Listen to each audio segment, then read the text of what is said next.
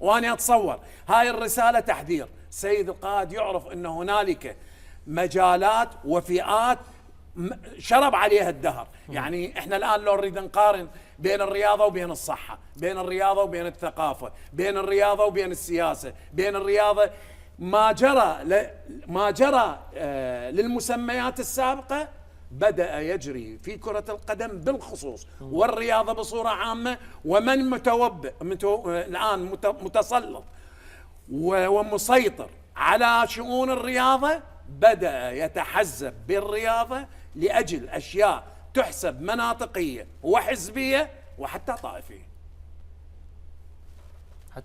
حتى طائفية شلون؟ طائفية واضحة.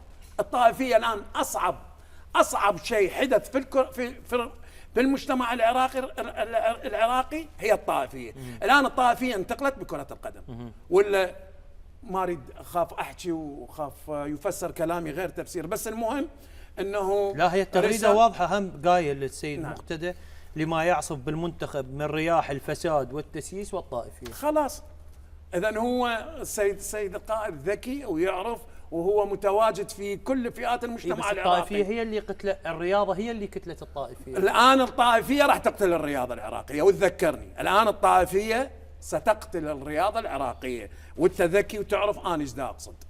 روح الآن لكثير من المراكز وكثير من المناصب المهمة، راجعها زين، راح تشوف الطائفية متجذرة وزرعت الآن بفضل الناس الذين يبحثون عن المناصب وعلى السيطرة على كرة القدم بالخصوص. زين، البعض الآخر يرى